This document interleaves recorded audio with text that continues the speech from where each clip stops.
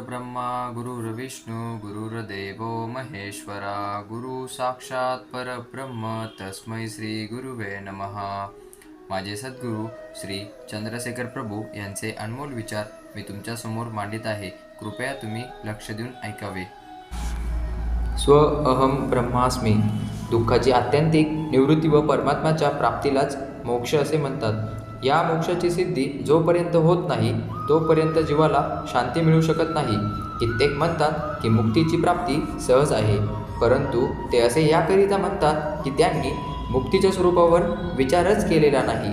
मुक्ती तर काय, पण वस्तुता स्वरूपाचे परोक्ष ज्ञान संपादन करणेही सहज नाही, कठीणच आहे. आत्मज्ञानाशिवाय कोणत्याही काळात कोणालाही मुक्ती मिळत नाही. मुक्तीच्या स्वरूपाविषयी भिन्न भिन्न विचार आहेत.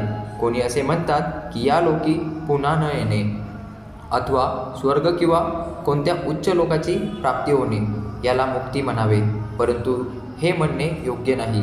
ज्याप्रमाणे हा लोक नाशवान आहे त्याचप्रमाणे कालविशेषात सर्व प्राकृतिक लोक पण नाशाला प्राप्त होत असतात. तसे या लोकी सुख दुःख आहे, त्याचप्रमाणे देवलोकात पण सुख दुःख आहे. वस्तुता जे उत्पन्न झाले आहे ते नाशवान पण आहे. स्वर्गातही जर देहच धारण केलेला आहे तो इथल्या अपेक्षेने दिव्य जरी असला तरी त्याचा नाश होणारच. तसेच भोग पण कितीही दिव्य असले तरी ते नष्ट होणारच. वस्तुता स्वरूपाच्या सम्यक ज्ञानाशिवाय मुक्ती कधीच संभवनीय नाही. साधकाला ज्ञानासाठी पहिला निश्चय हा केला पाहिजे की मी शरीर नाही. शरीर, इंद्रिये, मन, बुद्धी यांच्यापैकी कोणीही एक किंवा यांचा समुदाय मी नाही. मी असंग आत्मा आहे असे चिंतन वारंवार करावे व याकरिता पुढील दोहा वारंवार म्हणावा व त्यावर विचार करावा. नहि देह नहि इंद्रिया न मन बुद्धी स्वच्छंद नहि जीव मे आत्मा शुद्ध सच्चिदानंद. वेळ असेल तर सकाळी, दुपारी व सायंकाळी तिन्ही वेळा या दोहाचा अर्थ समजून एक एक माळ जप करावा. वेळ नसेल तर एक माळ जरूर करावी. मी शरीर आहे असे जोपर्यंत जीव मानित राहील तोपर्यंत दुसरे कोट्यवधी उपाय करूनही शाश्वत सुखशांती तसेच परमानंदाची प्राप्ती होणार नाही. मी शरीर नाही हे निश्चित आहे, परंतु स्वतःला शरीर मानून सर्व व्यवहार करीत असतो, म्हणून या विचाराला बंद करावे आणि मी शरीर नाही, उलट शरीर, इंद्रिये, मन व बुद्धीच्या पलीकडे असलेला असंग शुद्ध आत्मा मी आहे असे चिंतन करावे. हा सिद्धांत अगदी त्रिवार सत्य आहे व याच्या चिंतनाने अवश्य शांती मिळते. या जगात दोन वस्तू आहेत, एक दृश्य व दुसरा द्रष्टा. हे दोन्ही परस्पर विरुद्ध स्वभावाचे आहेत. केव्हाही वस्तूचे स्वभाव बदलत नाही. जोपर्यंत वस्तू आहे तोपर्यंत त्याचा स्वभाव पण राहत असतो. दृश्य विकारी विनाशी आहे व द्रष्टा अविकारी व अविनाशी आहे. दृश्य प्रकृती व तिचे कार्य आहे आणि द्रष्टा आत्मा आहे.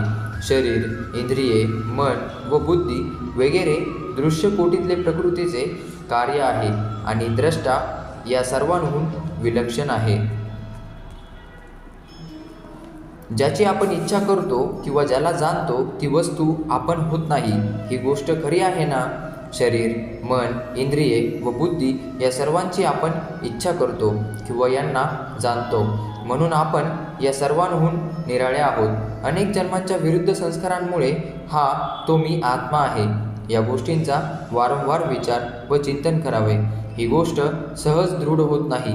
हे विचार सत्संगाशिवाय अनेक जन्मांच्या विरुद्ध संस्कारांमुळे सहज हरत नाहीत. दुसऱ्या अनेक मुक्तींनी पण हे दृढ करावे की शरीर, मन, इंद्रिये, बुद्धी वगैरेहून याहून मी निराळा आहे. ते सर्व दृश्य आहे व मी द्रष्टा आत्मा आहे. त्या सर्वांचा साक्षी आहे. जन्म शरीराचा होतो, शरीर वाढत असते, क्षीण होत असते, वृद्ध होऊन नाश पावते. या सर्व अवस्थेत आत्मा जसाच्या तसाच एकरूप राहत असतो. तो आत्मा सर्व काही पाहतो, अनुभव करतो, साक्षी पण आहे. तो जन्मतही नाही, वाढतही नाही, क्षीणही होत नाही व मरतही नाही. त्या आत्म्याला अग्नी जाळू शकत नाही, त्याला शस्त्र कापू शकत नाही, पाणी भिजवू शकत नाही, वायू सुकवू शकत नाही. तो सर्वदा शांत, निर्विकार, एका स्वरूपातच राहत असतो. तो काही करीत नाही, काही करवीत पण नाही, तो मारीत पण नाही व मरत पण नाही. तो सर्वदा एक रस एक रूप शांत राहतो व तो आत्मा मी स्वतः आहे याचा अनेक युक्त्यांनी विचार करून वारंवार चिंतन करावे. हे सरळ सत्य आहे की शरीराचा जन्म आहे. शरीर अन्न व पाण्याने वाढते. शरीर रोगी व निरोगी होतो.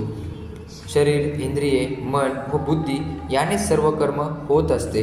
मन, बुद्धीच हर्ष, शोक करतात. तरी हे सर्व मीच करीत आहे असे आम्ही मानतो. याचे नाव आहे अज्ञान. जोपर्यंत ते हे अज्ञान अभ्यासाने नाश पावत नाही तोपर्यंत सुखशांती कशी मिळू शकते? जो अपराधी असतो तो साक्षी होऊ शकत नाही व जो साक्षी आहे तो अपराधी होऊ शकत नाही. ही गोष्ट बरोबर आहे ना? पण हे बरोबर आहे की प्रकृतीरूप शरीर, मन, इंद्रिये व बुद्धीच्या योगाने या सर्व क्रिया होत असतात. या सर्व क्रिया होताना त्यांना आपण पाहतो व समजतो. ही गोष्ट पण बरोबर आहे की मी करता नाही परंतु साक्षी आहे. मी अपराधी नाही पण साक्षी आहे. तरी पण अपराधी मानून दंड भोगण्यास तयार असतो. याच्याहून श्रेष्ठ मूर्खता ती कोणती असणार? संत व शास्त्र एकच गोष्ट सांगतात की तू करता किंवा अपराधी नाहीस. तू तर द्रष्टा साक्षी आहेस हा निश्चय कर. करता तर प्रकृती आहे. तू प्रकृतीच्या पलीकडे पुरुष आहेस. प्रकृतीहून भिन्न असंग व चेतन आहेस. ही गोष्ट सत्य आहे आणि विचारांद्वारा ही गोष्ट दृढ करण्यास योग्य आहे. कोणी असे म्हणतो की शरीर, इंद्रिये व मन वगैरे कर्माचे कर्ता आहेत. हे बरोबरच आहे, परंतु प्रेरक तर मी आत्माचा आहे. काय हे म्हणणे बरोबर नाही? प्रकृती तर जड आहे व प्रेरक आत्मा आहे. तर मग कर्माचा कर्ता आत्मा का होणार नाही? याचे उत्तर हे आहे की शरीर कर्म करते परंतु त्याला प्रेरणा देणारे मन व बुद्धी आहे, ज्याला शास्त्रात चित्त असे म्हणतात. म्हणून चित्तच या सर्व कर्मांचा कर्ता व भोगता आहे. या चित्ताहून आत्मा निराळा आहे. मी या चित्ताचा पण द्रष्टा आहे. जो द्रष्टा असतो तो दृश्याहून भिन्न असतो. हे नेहमी लक्षात ठेवले पाहिजे. मन, बुद्धी, चित्त व अहंकार या चारांना अंतःकरण असे म्हणतात. याला चित्त असेही कित्येक वेळा म्हणतात. हे चित्तच एक देह सोडून दुसऱ्या देहात प्रवेश करते. हे चित्त मी नाही परंतु मी चित्ताहून भिन्न आहे. हे वारंवार विचारपूर्वक चिंतन केले पाहिजे. मी आत्मा आहे, चेतनस्वरूप आहे. जन्म, वृद्धता व मरण याहून रहित आहे. प्रकृतीहून भिन्न आहे. सदा सत्स्वरूप आहे. याप्रमाणे आग्रहपूर्वक विचार करून चिंतन केले पाहिजे. जगात स्थावर किंवा जंगम जे प्राणी उत्पन्न होतो त्यात शरीर व आत्मा दोन्हीही असतात. गीतेत शरीरात व वस्तूचा समावेश केलेला आहे. पंचमहाभूते, बुद्धी, अव्यक्त, 5 कर्मेंद्रिये, 5 ज्ञानेंद्रिये व मन, तसेच 5 विषय, इच्छा, द्वेष, सुख दुःख संघात, चेतना व धृती या सर्वांनी बनवलेले शरीर म्हटले जाते. हे सर्व दृश्य आहे व मी यांचा द्रष्टा आहे.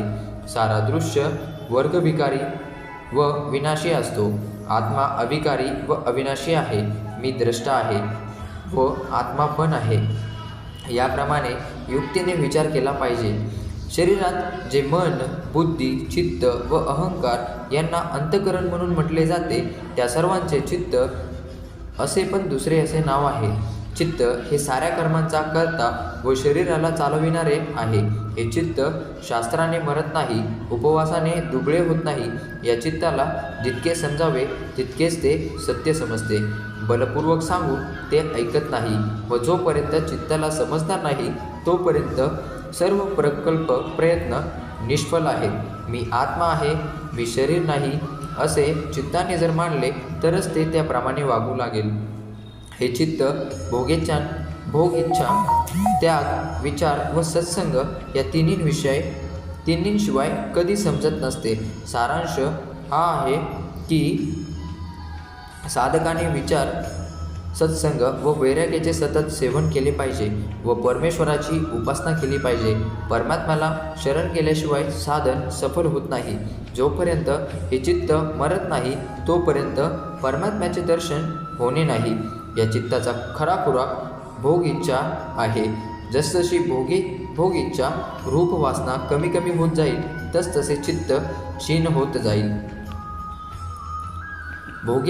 भोग इच्छा शमन होण्यासाठी पुराण वाचावे व ज्ञानाकरिता गीता व योगशिष्ट वाचावे.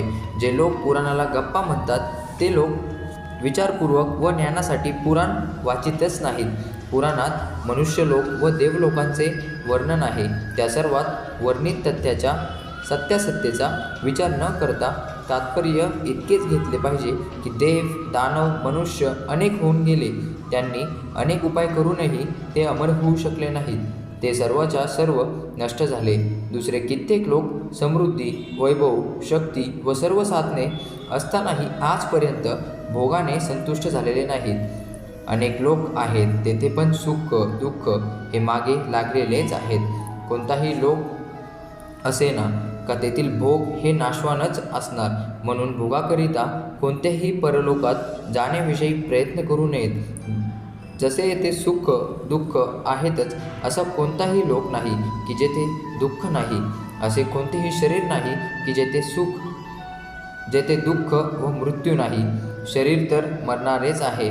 मग ते मृत्यूलोकाचे असो किंवा आणखी कोणत्या दिव्य लोकातले असो. या जगात आत्म्याशिवाय कोणतीही वस्तू सत्य नाही. जे अनित्य व विकारी आहे त्याच्यापासून शाश्वत सुख अखंड आनंद कसा मिळू शकेल. नित्य आनंद स्वरूप व निर्विकार एक आत्माच आहे व तो आत्मा मी आहे असा वारंवार विचार करीत जावा. हरिओम नमः शिवाय.